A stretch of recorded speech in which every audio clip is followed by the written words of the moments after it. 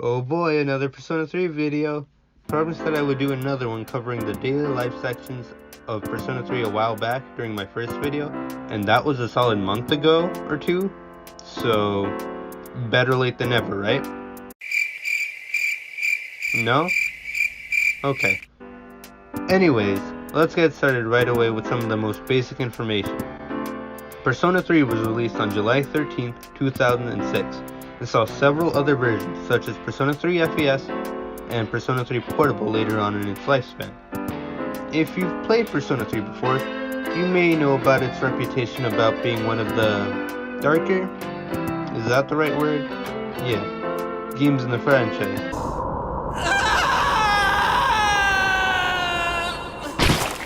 Yeah, it's pretty edgy, but it just gives the game way too much personality to hate and separates it a lot from its predecessors 4 and 5. This game is comprised of two sections mostly, the daily life sections and the dungeon crawling exploration. Last time, I talked about how I would personally modify and like to see the dungeon exploring fixed if remakes were to ever happen. So this time, let's pay more attention to the other half of the daily life section. If you haven't noticed by now, this video will get spoiler territory for some of the social links and some of the other stuff in the game, so if you couldn't tell, you've been warned, so you can't blame me. Okay, so the biggest problem on how to structure and fix the daily life sections are obviously the social links. I mean, they're the main focus of the overworld, the biggest part, and they're the only reasons that your personas can even get stronger in the first place. They're honestly my favorite part of the game, as they give the world a lot of fleshed out characters, and it's just very interesting. However, there's a slight problem, just one, not that big. Yeah, so in Portable, depending on whether or not you choose to be a boy or a girl, the social links you make and the social link requirements you need change. While I like the fact that you can go into the game twice and have two very different experiences from before, it kinda sucks that you can't have the same social links be on one save file. For instance, if you play as the female protagonist, you have access to every single C's member's social link. This includes Junpei, Akihiko, Ken, Shinji, and even Koromaru.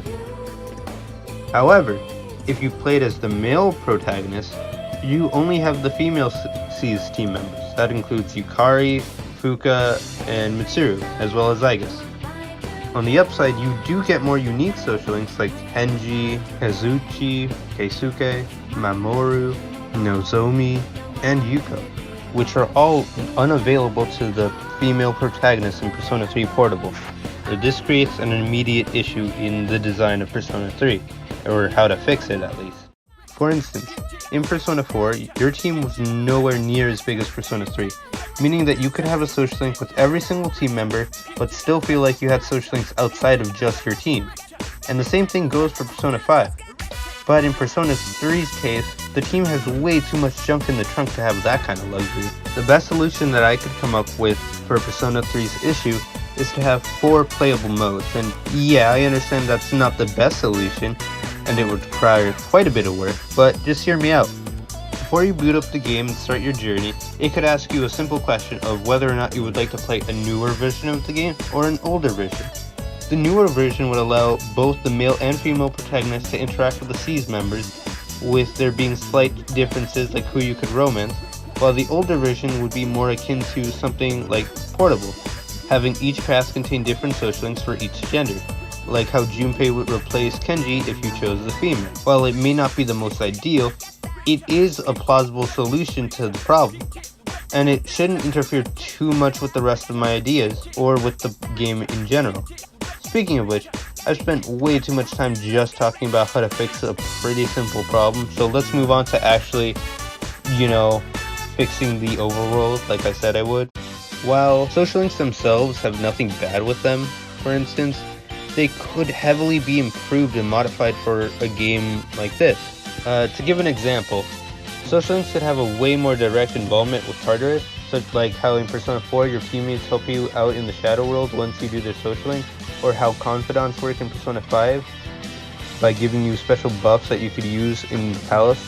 That one mechanic alone could honestly be implemented to any of the versions that I spoke about, even the older ones. While I would love to talk about each social link in depth, I don't think we have enough time for that, so I'm just going to go through 2 social links individually and see what we could tweak, while not going into too much detail.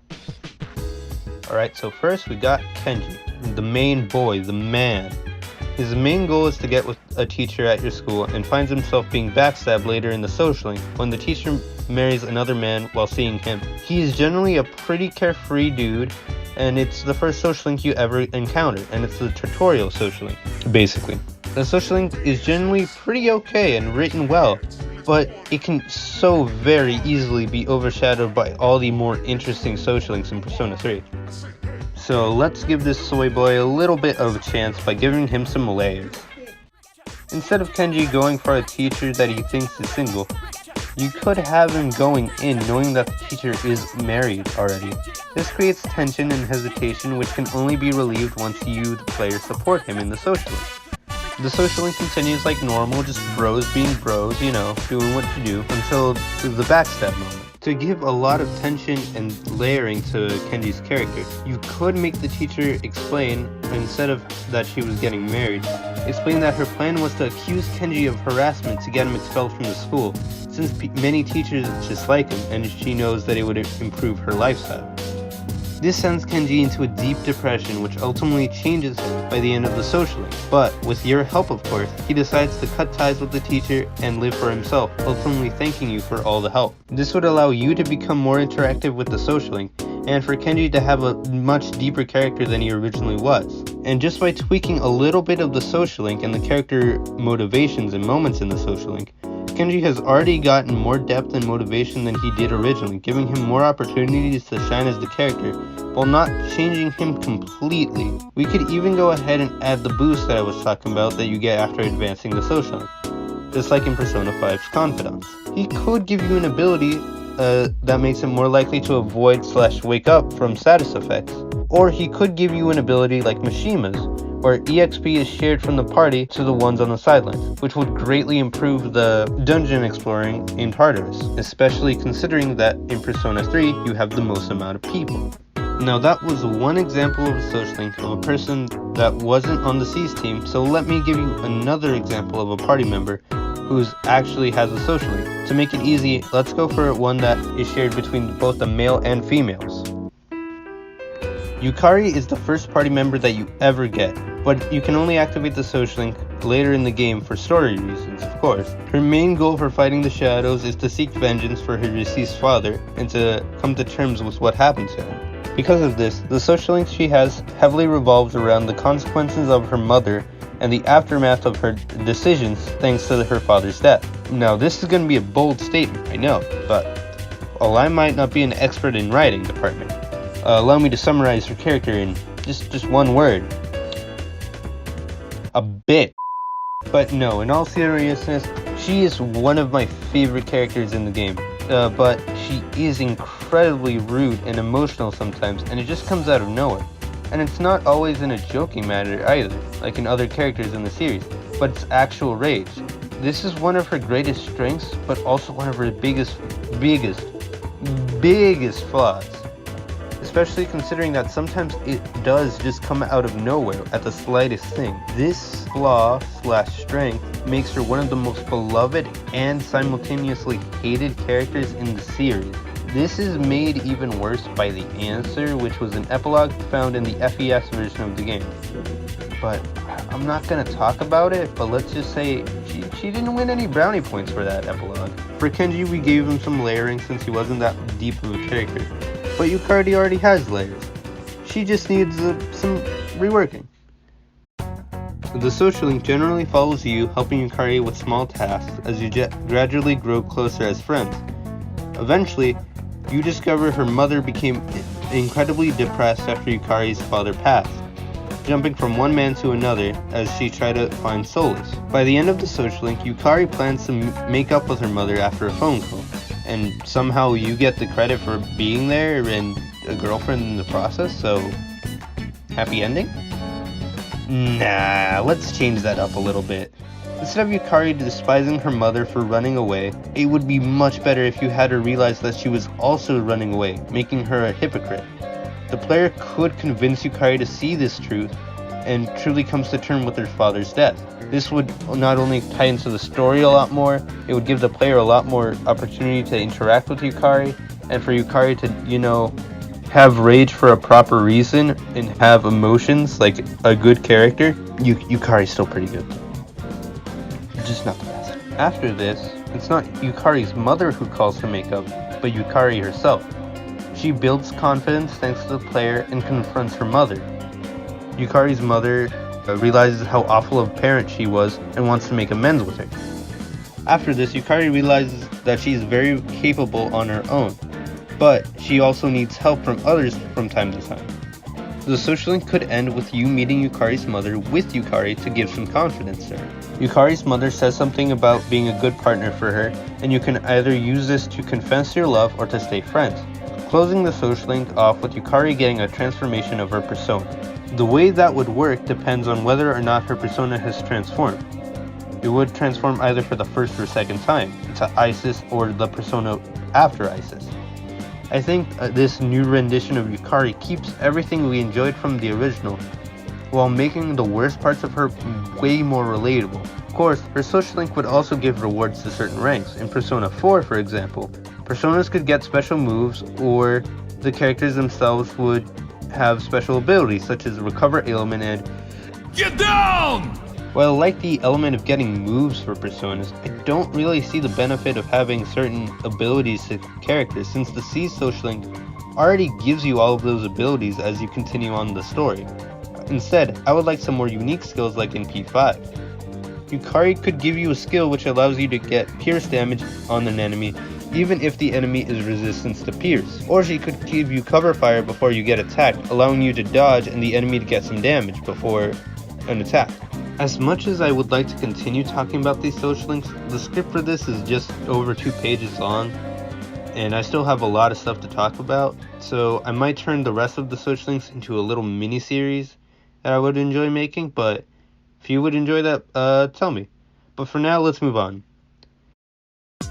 Since I just covered how to fix the social links, let's move on to something new and exciting, like giving more social links into the game. Alright, didn't you just say that the biggest issue with fixing the game is that there are way too many social links? Yeah. But you said. Yeah, I know what I said, but let me explain, alright?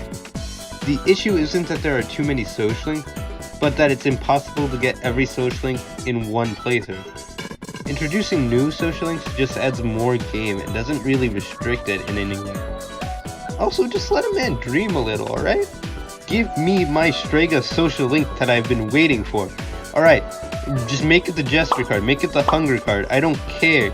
It could be a story-driven social link for all I care. Just give the Strega members some more backstory. Just make them feel more attached to the game and not just plastered on to be a driving force against you to progress the story. Also, since Aegis is already the Aeon social link, make a new card for Elizabeth and Theodore, alright? They deserve it, they need it, they earned it. All the other residents get a social link in the future games, and they help make you way more attached to the Velvet Room and those characters specifically. But all they get some missions that you can go on to interact with them? That's some nonsense right there. Give them a social link that allows you to show them a fusion, in which Igor will allow them to leave the Velvet Room and hang out with you to advance. It would just be great, you get to hang out with them, you get the fusion, it would be the best. You know what else this game needs? Some new areas.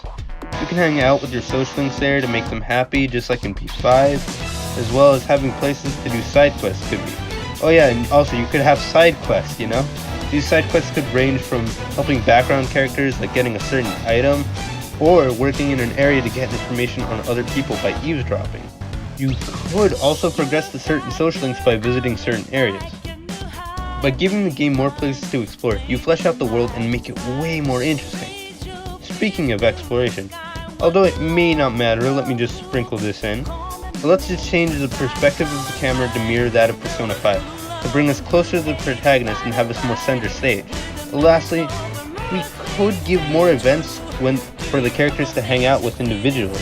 just like in how Persona 4 added more events in Golden. You could have one where the school decides to rebuild the culture festival after the typhoon, or you could have an event where Akihiko goes to a boxing tournament and invites him and the boys to just get out there, you know? All of these things could greatly improve the quality of the game, breathing new life into it, while allowing it to retain its identity. I wouldn't want it any other way. Of course, you would have to add a few months to the game, or maybe pull the game back a little bit, but the devil's in the details. It'll be fine. This game is pretty darn special to me, so don't be surprised if I start talking about it a lot in the future, but that's it for now. Thank you for your time.